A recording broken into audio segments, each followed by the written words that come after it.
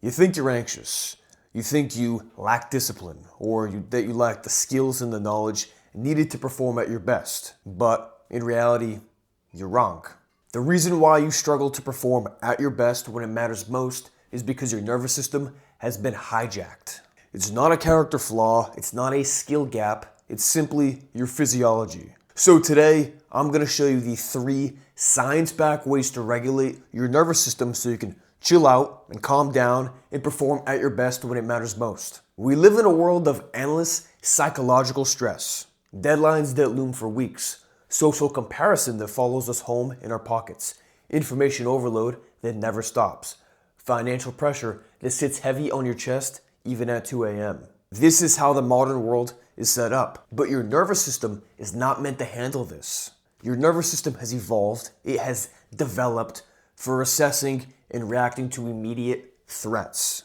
And I'm talking physical threats, like predators, enemies, and physical dangers that put your actual body at risk. These threats require the short burst of energy, the intense bodily reaction in order to keep you safe. This is a physical, acute stress response. But the thing is, most modern stress is abstract. It's psychological, it's emotional. But your nervous system cannot tell the difference. Whether it's worried about a lion chasing you in the woods or the bill you have to pay that you don't have enough money to pay for, it reacts in the same way. And it still asks the same question subconsciously every single day.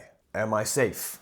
And when the answer, even subconsciously, is no, I'm not safe, then this activates the sympathetic nervous system. This is the fight or flight response when your heart races, your muscles tense, and you get that narrow tunnel vision. This is supposed to last minutes when your physical body is in danger, when there's somebody chasing you with an axe, when there's a lion chasing after you. But many of us, in modern times, we experience this at an ongoing level.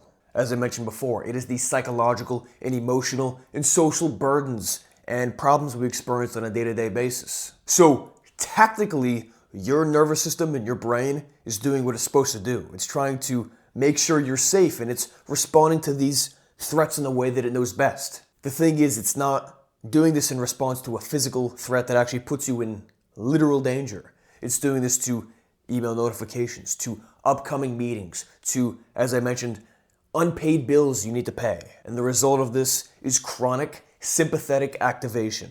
In simple terms, that means a nervous system stuck in overdrive. And this is completely destroying your ability to think clearly, make proper decisions at a quick pace, and perform at your best when it matters most. But the thing is, so many people don't consider this. They just think, oh, well, I don't have the skills, or I don't have the knowledge, or I'm just not confident enough in my abilities. And well, yeah, that can be the case in some situations, but most of the time, it's a dysregulated nervous system. This is preventing you from performing at your very best. The difference between the average person and elite performers is that elite performers take intentional time every single day to regulate their nervous system, to develop these skills so that when they're in those high pressure situations, they don't crumble. They step up to the plate and they do what they gotta do at that high level. Their nervous systems are trained to handle the chaos that would otherwise break everybody else. And the good news is, you can retrain yours. You can develop your nervous system in ways that is on your side and not fighting against you. And the practices you could do for achieving this are stupidly simple. The first one is slow breathing with long exhales. I've been practicing breathwork for about 2.5, 3 years now. I've done this alongside my meditation and oftentimes pair them together. It's simply taking 5 to 10 minutes every single day and just focusing on the breath. And the cool thing is that you can do this anywhere. You can be doing this on your commute into work. You can do this breath work while around other people. You can utilize breath work when laying in bed at night and trying to fall asleep. Regardless of the situation, it is impactful. What I like to do is breathe in for 2 to 3 seconds. I like to hold for 5 to 6 seconds and then slowly exhale for 9 to 10 seconds. When you have a slower exhale, what this does is it stimulates your vagus nerve. And the vagus nerve is essentially the master regulator, if you want to call it that. It connects the brain, the heart, the lungs, and your digestive system. When you can utilize this every single day, you put your body in that state where it's like, okay, we are safe now.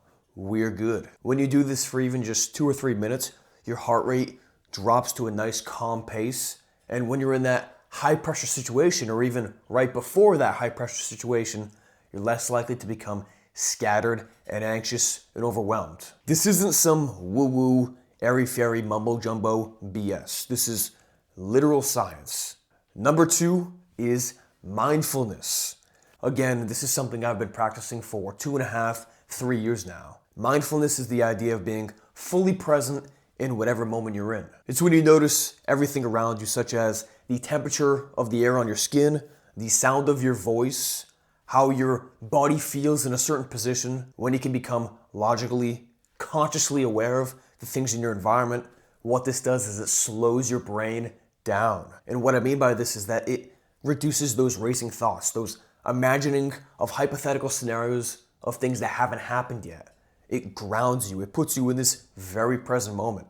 So in the future, when you're faced with a high pressure situation that would typically cause you some sort of stress or overwhelm, there's a space between what's happening and your reaction, because you're practicing mindfulness. You don't feel compelled to react in a negative way or get emotional or make a poor decision. You're just cool, calm, and collected. And over time, practicing mindfulness strengthens the connection between your prefrontal cortex and your amygdala. And you get faster at recognizing, okay, I'm getting anxious, I'm getting overwhelmed, maybe a little bit stressed. This is simply my nervous system trying to protect me. And once you can logically become aware and understand and accepting of this fact, then you can perform way better than what you would before because you're not getting stressed out. The third piece of advice I have is to nail your sleep schedule. I know this is probably something you've heard a million times over and it seems simple, but many of us are not sleeping 8 to 9 hours every night. Many of us are sleeping 6.5, 7 hours a night. And it might not seem like that big of a deal. Like, hey, I'm only sleeping an hour less than the 8 hours that most people say they should sleep. But this, from my experience, significantly reduces your cognitive abilities. You make poorer decisions. You feel less energized. And when you're less energized, you're more susceptible to becoming emotional. When you're emotional, then you can't perform at your very best. When you sleep and experience that truly restorative sleep, you're not just energizing your body for the next day. You are quite literally allowing your nervous system to regulate itself. This is when it resets and recalibrates in ways that can actually benefit you. One thing I've started doing is setting a bedtime alarm. So when this alarm on my phone goes off, then I'm like, all right, I gotta shut things down and I gotta go to bed. I found this to be way more effective than having a morning alarm. So I highly recommend you set an alarm for 30 to 60 minutes before you actually want to fall asleep. Once this alarm goes off every night, you can say, okay, it's time for my evening routine. You can take a shower, you can read a book, you can stretch, whatever you gotta do. Within a few weeks, your body will get used to this and your circadian rhythm will naturally shift. So make sure you protect your sleep like your performance depends on it, because it really does. Look, much of your anxiety and underperformance with work-related tasks have less to do with a lack of knowledge or lack of skills or lack of confidence. It has much more to do with a dysregulated nervous system. Plain and simple. The science backs this up, and once you make these changes, you'll begin to realize that, yeah, I do already have these skills and the knowledge and the confidence to perform at my very best. I just need to dial in my physiology. So give these 3 things a try. Nail your sleep schedule. Practice mindfulness. Do these slow and intentional breathing every single day. And what you realize is that you can perform way better than before. Your mind's sharp, your body is primed, and you're feeling energized. These things make a big difference. And keep in mind, your nervous system is neuroplastic, meaning it can change at any moment in time, despite your age, despite where you live, despite your life circumstances. It is adaptable. You can retrain it to go from a state of chronic hijack to a state of deep regulation. Because high performers don't try to eliminate stress. They instead train their nervous system, and they train their mind, and they train their body to perform at their very best when the stakes are high. And you can do the same. Thank you very much for watching. If you enjoyed this, be sure to like the video and subscribe for more just like this. And if you know somebody who's always stressed out and anxious and getting overwhelmed in even the simplest of situations, so much so that it's making their ability to perform at their very best seem impossible, then share this video with them. It might be exactly what they need. Alrighty, I will see you in the next video.